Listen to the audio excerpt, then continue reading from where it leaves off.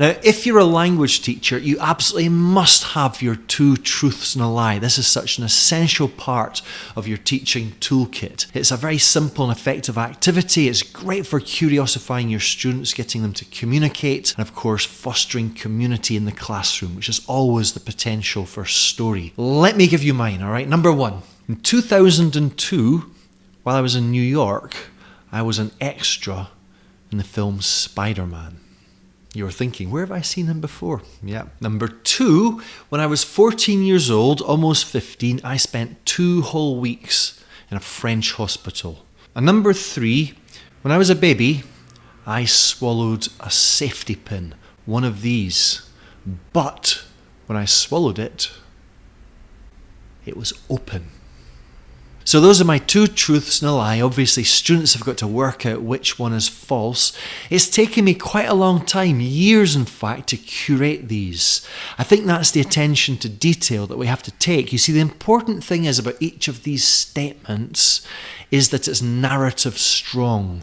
In other words, it connects to a story. And this is really important because too often I hear things like, I don't like broccoli. And we can do so much better than that. You don't like broccoli is not a narrative strong statement, unless of course you were traumatized by a giant piece of broccoli when you were a baby. I'm sure you weren't. The idea is that then you can tell these stories to your students and they can interrogate you. They can kind of take apart these little details, look for these signs. Is their teacher lying or telling the truth? They become detectives. And this is when a simple short story from the teacher can become a whole class interactive communicative event. I think that's the value here. And later, of course, your students do the same. They find their own 2 truths and a lie. And sometimes there's an assumption that this is the perfect activity for the first day with a new group of students, an icebreaker, but not always. It really depends on those statements that you have, those stories that you've got. I quite like using this with established groups, students that I already know quite well. It all depends. And when it's time for your students to do the same, give them some time maybe a few days, a couple of weeks even. It takes time to find them. So the 3 stories, am I lying? Am I telling the truth? Number 1, Spider-Man, 2002. I was 30 years old.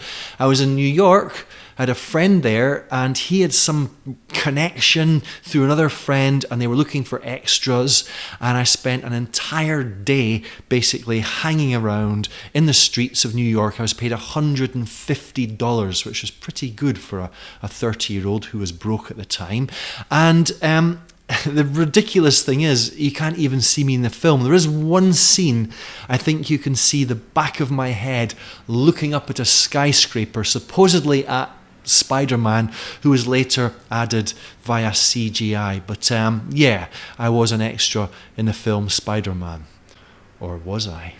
Number 2, at the age of 14 years old, almost 15, I spent 2 weeks in a French hospital. In fact, I'll tell you now that this one is true. I once told this story in a video and I'll link to it at the end, all right?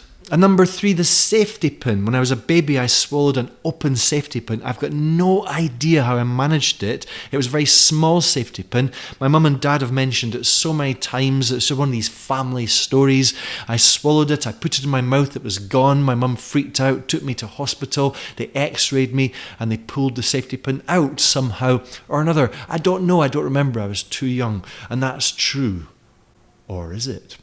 So when your 2 truths and a lie are not just statements, not just facts, but actually connect to stories, there's so much more potential. You can probably imagine how much fun it would be if you were my students and it's time for that student to teacher interrogation as they become detectives and try to discover which of the stories is true and which is a lie. So which one was true and which one was the lie?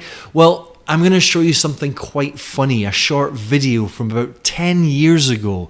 My dad was staying with me here in Barcelona, staying in this flat, and I had to leave to go to work, to go to teach. And I wanted to take advantage of my dad, make a little video in which he told the story of the time Jamie, the baby, swallowed the open safety pin.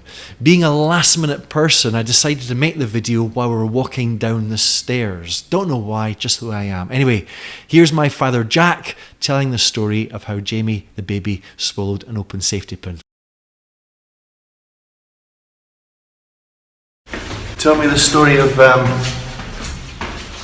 when I swallowed a safety pin. When you swallowed a safety pin? Yes, what happened? Well, you'd been having your nappy changed, I think, and Mum suddenly realised that there was a little safety pin. It wasn't anything to do with your nappy, but I think it had been part of a tag on some clothing or something, and it had been lying, and she noticed it was gone. And the only thing we could think of was that you had swallowed it.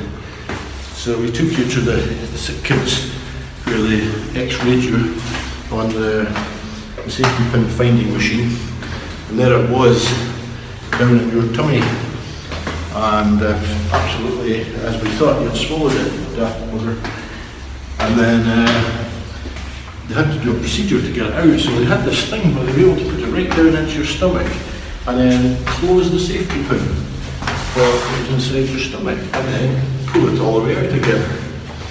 It was quite a relief because we needed that safety pin.